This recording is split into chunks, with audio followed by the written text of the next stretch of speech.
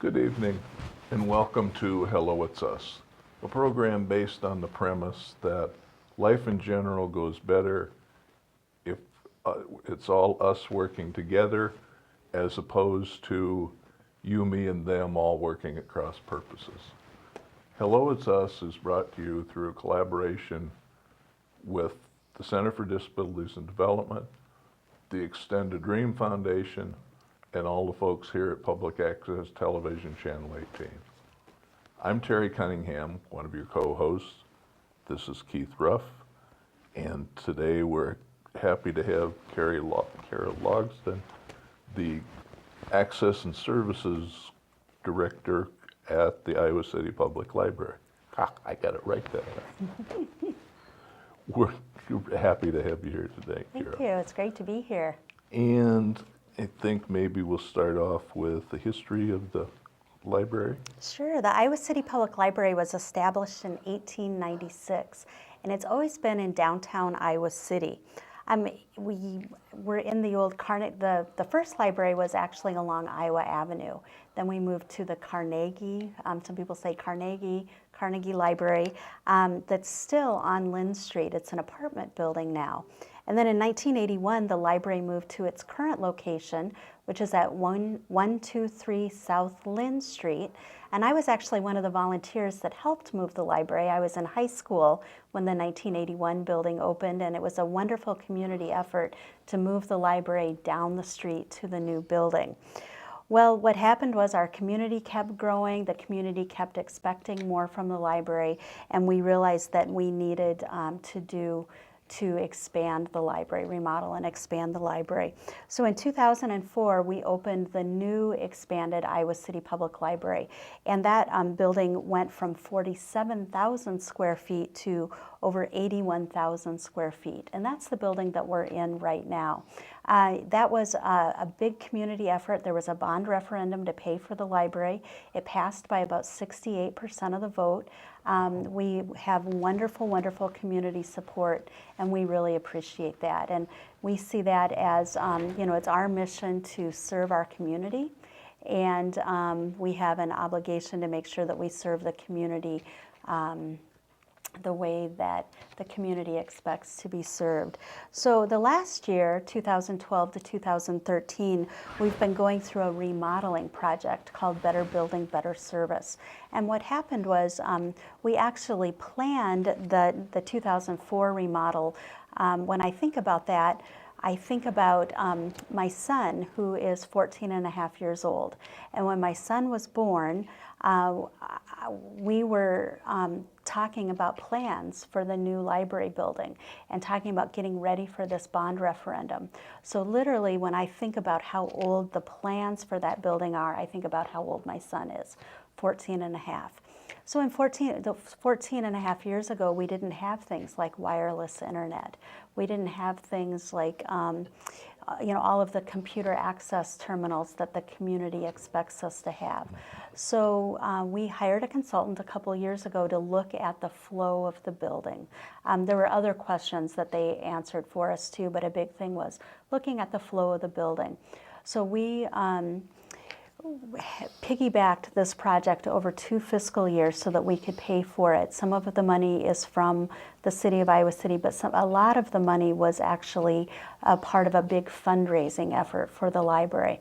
So things that came with the new remodeling project is an expanded children's room. Well, the space is the same, but a remodeled children's room with a lot more technology built into the room and a lot more space for kids to move around. There's a lot of community that happens in that children's room when the kids are playing together, the parents are talking to each other. So there's more space for that now. We also have a new teen center up on the 2nd floor. So the teens have a place to hang out. There's technology built into the teen center. There's room for programming. There's room for homework help. So that's up on the 2nd floor. We combined 2 desks. The checkout desk and the fiction desk are now combined into 1 desk on the 1st floor. So it's more centrally located. We're able to provide, I think, better services. We've done a lot of cross-training of staff. We added self-checkout machines, so if people want to choose to have self-help options. They're welcome to that. We'll always have staff people at the desks though that are willing to help. So we want to make sure that we have the library staffed in a way that we can serve our community. So lots of wonderful changes that came from the Better Building, Better Service project.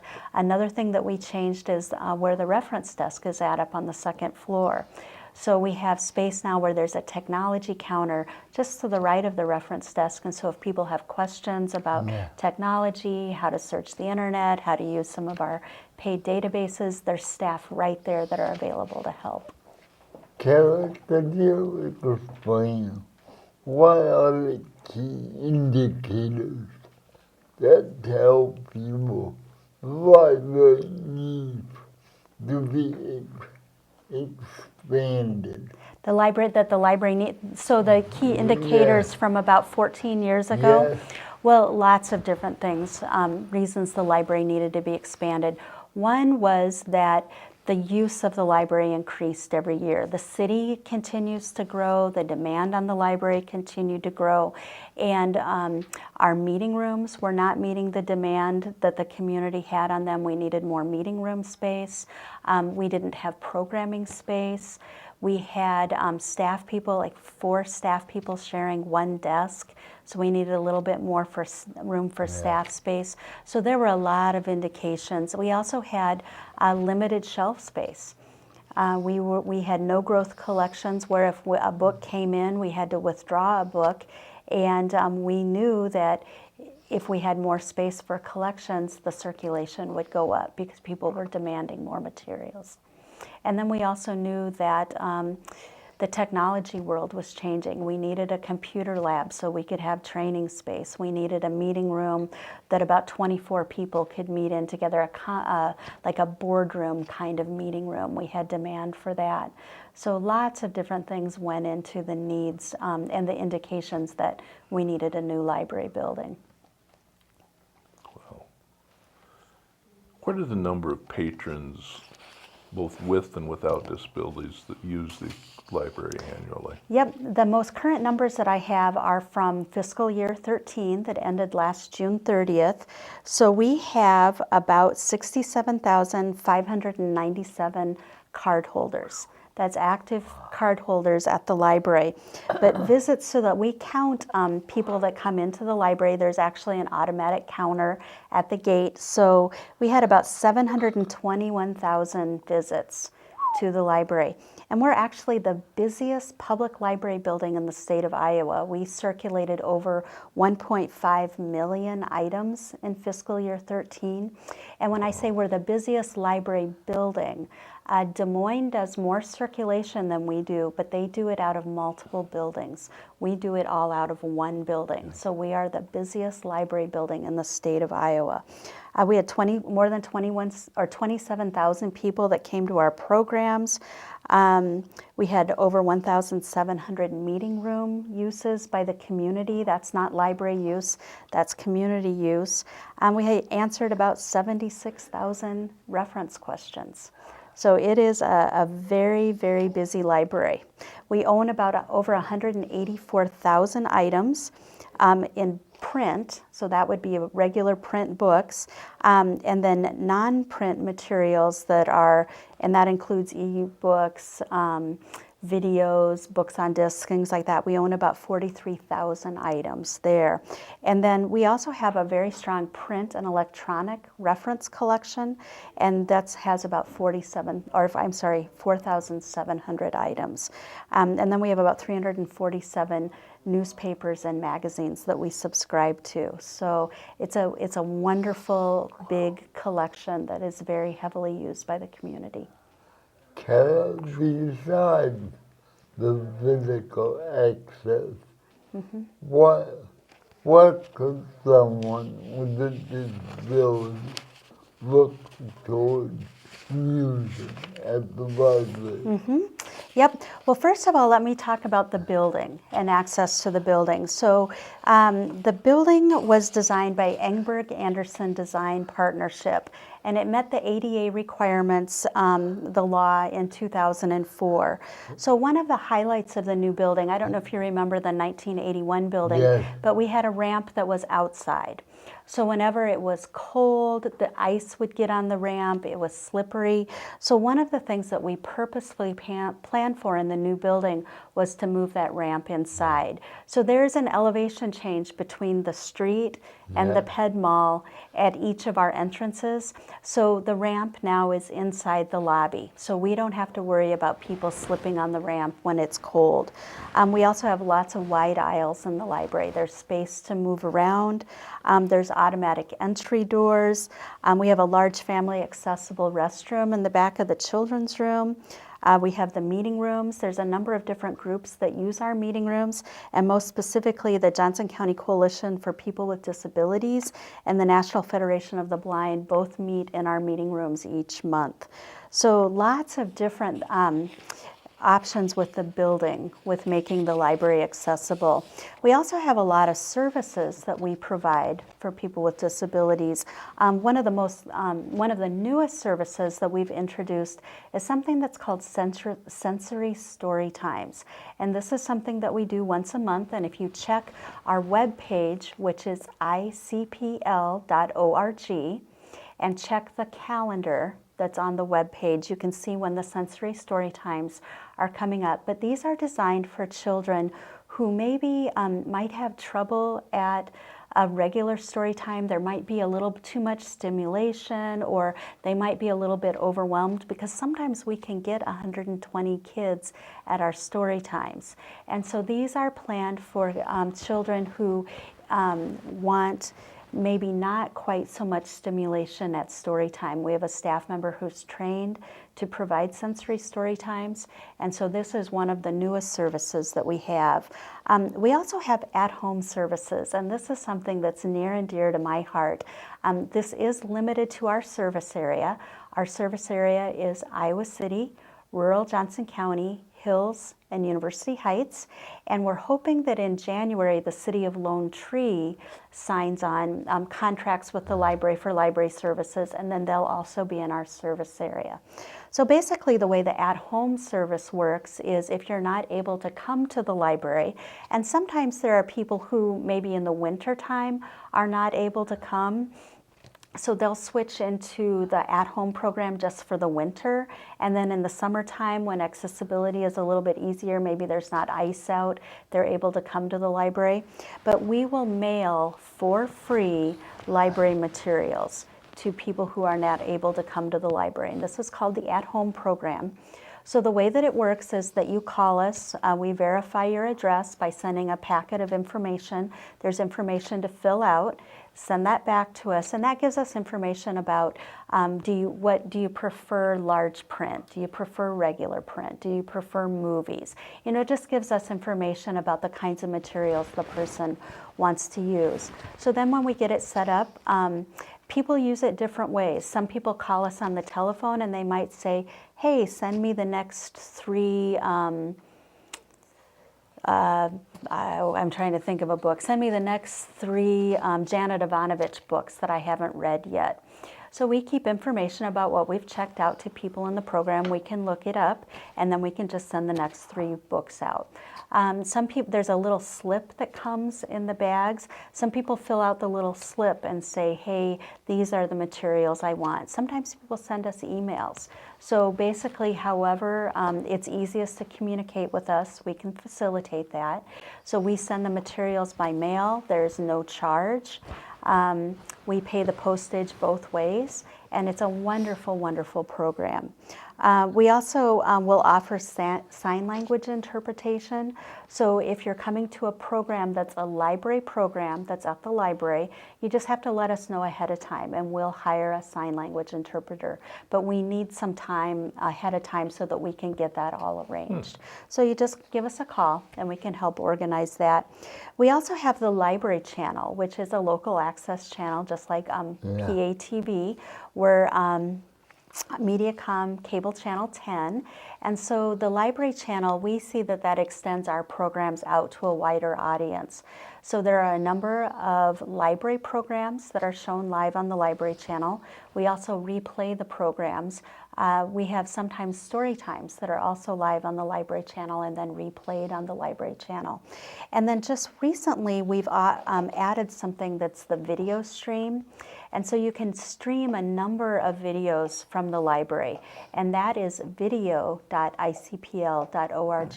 So we have a lot of local history programs, all the Ellen Buchanan interviews. She's interviewed about 150 people who have made a difference in the community.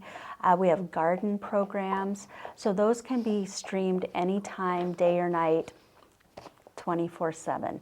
And again, that's video.icpl.org. We also have a lot of assistive technology and devices that are built into the library too. So up on the second floor, we have Aladdin text magnifiers. So if you come in and you have maybe a newspaper or a magazine or something that the text is small, we can use this Aladdin magnifier to magnify the text. We also have little DVD players that we'll check out for use in the building, and they have closed captioning that can be turned on. And most of our videos are closed caption. That's just a standard thing that comes with the video, so that's available. In Meeting Room A and in the training lab, we have a hearing augmentation system. Okay. So again, that's something that you have to let us know about ahead of time. But if you need to use the hearing augmentation system, we have that available. We also have some handheld magnifiers that you can check out from the reference desk upstairs. Also, sometimes people come in and they need a wheelchair, and so all you have to do is ask at the help desk, and we're happy to go and get the wheelchair out. And then some of our, is it okay if I talk about collections too, some of the collections? So the large print collection is one of the collections that's very popular, not just for persons with disabilities, but for a lot of people. I primarily read in the large print collection. It's a little bit easier on my eyes. So we have a wonderful, wonderful large print collection. Fiction, mystery, Westerns, science fiction, and then there's a really good nonfiction and biography collection too.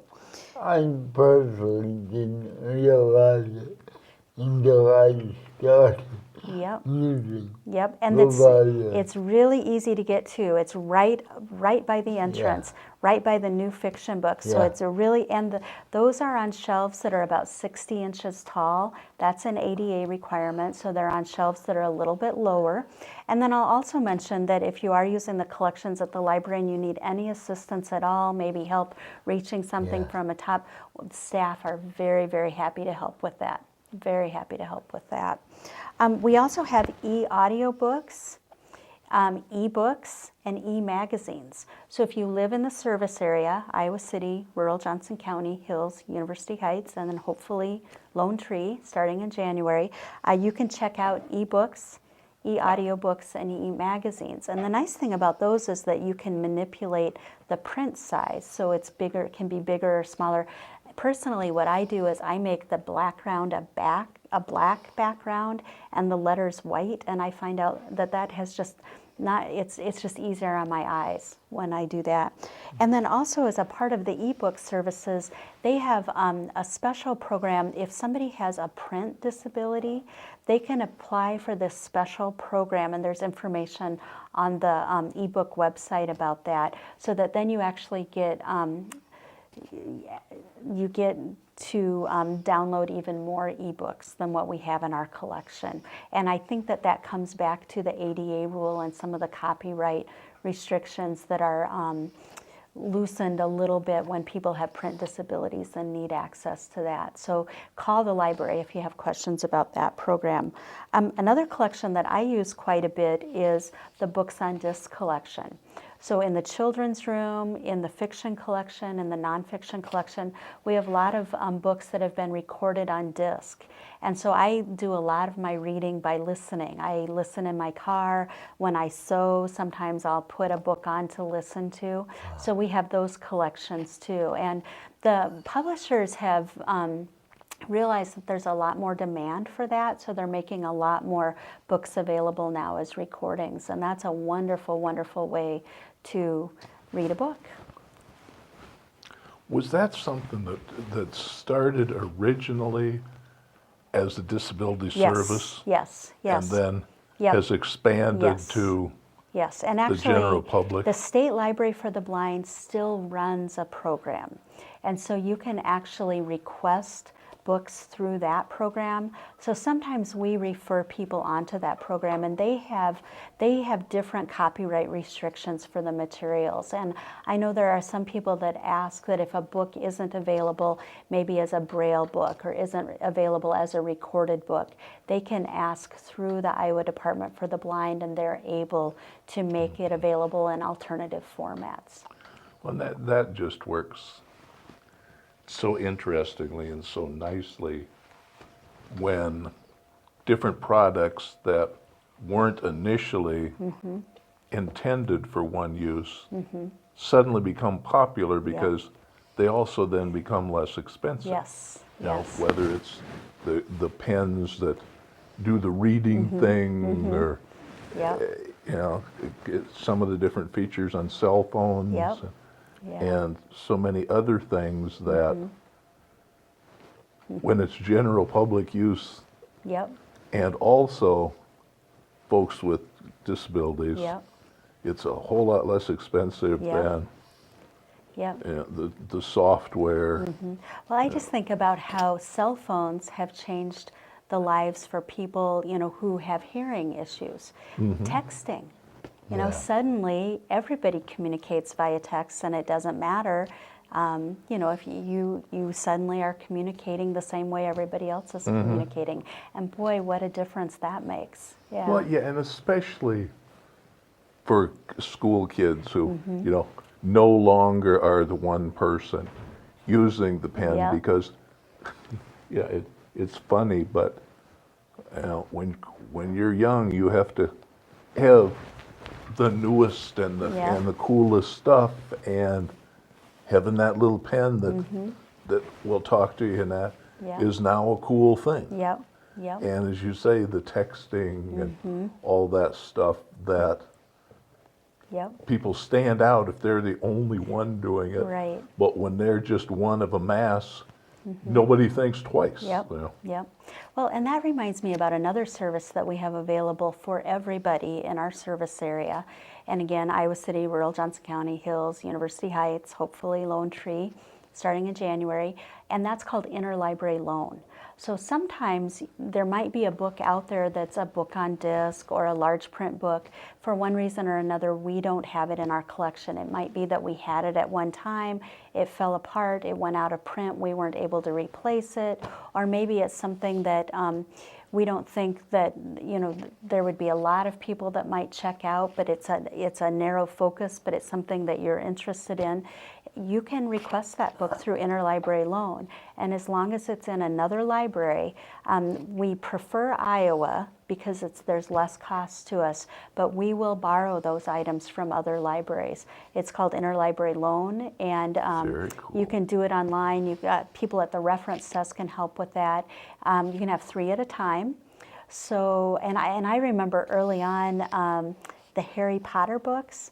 We had a student who read Braille, so we borrowed the Harry Potter books so that he could read them in Braille. And that's not something, we don't have a Braille collection, but it's something that we're very happy to borrow. And so that was how that person read the Harry Potter series. We love shows like this because there's so Learn many things that, it's like, aha, aha. Well, it's It's a whole aha show of Yep. things that Yep. people don't know about. Yep. But I know some of the stuff we've talked about, there's going to be people. Yep. Well, and Up that's checking it one out thing that I quickly. love about the library is just an amazing place. And the staff at the library are wonderful. The staff are very customer service focused, very friendly. And, I know that you're going to ask me about strategic planning in the future, but strategic planning is something that's very important for the library. And when we do strategic planning, we ask the community, What do you want your library to be? What services, what collections, what do you expect from your library? And we're heading into a process of creating our next strategic plan. So we look at that. We do community surveys, we do user surveys. We try to reach out to an audience that maybe doesn't use the library for one reason or another, but we try to find out what are the expectations for this library. And we've added services in the past because of the feedback that we've that we've heard about for this. And I think that from a staff point of view, being a staff member there, we take a lot of pride in serving our community the way that our community expects to be served. And that means everybody in the community. And that if there's something that we're not doing that maybe we should be doing, send us a suggestion. We have forms you can fill out on our webpage, icpl.org. There's a place to send a comment back to us. We want to hear about it. If you had any wish for the future of the library, what would you like to see added? Oh my gosh. There are so many things I would wish for. We are very fortunate in Iowa City because we have a community that loves the library and supports the library. So I think that my wish would be for the library to stay a vibrant part of the community, to stay, to continue to serve the community in the best way that we can. And of course, funding is always a question. And so we would hope that we would be able to maintain our funding base so that we could continue to serve our community in the way that it expects to be served. And, from the library point of view, the world is changing. The internet has changed the library, wireless internet. People are expecting to use the building in different ways, but what hasn't changed is that the library is a community center. The library is a place where people come. We have collections. It might be that our collections are in a different format, but we have collections. So we hope that we can continue to maintain the services, maintain the collections, and serve our community. And I think you're right. I think the location of the Iowa City Library is kind of unique to lots of other libraries.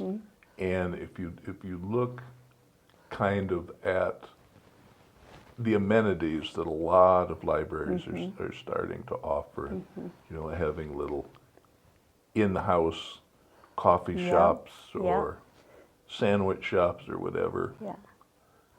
Which the library could certainly do, but would seem kind of like a waste of space to me when you can go out the door and within 100 feet get most anything that you would want. Yeah, it's interesting that you bring that up because as a part of our strategic planning process and a part of the process of planning the building, we hired a consulting company to do a community survey, and we asked the question, do you want a coffee shop in the library?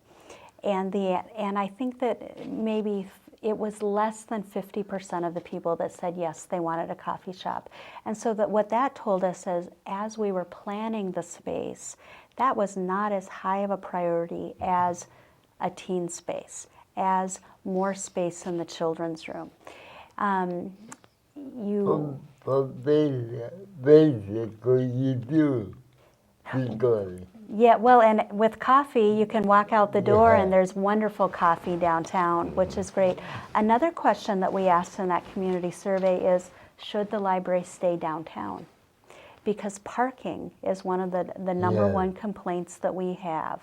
And the downtown, the city, they've worked on improving the parking. Now when you come downtown, if you park in one of the ramps, the first hour is free. So that's very nice. But what the community survey told us was that the community wanted the library downtown. We also, this is sort of a funny story, but we're going to have to carry that over for the next show because we've burned through our time today. And haven't yet got through. I think we may be at the halfway point on Okay. our questions. So, thank you for coming. Thanks everybody out there Yeah. for watching. We'll see you again next week. Have a good week.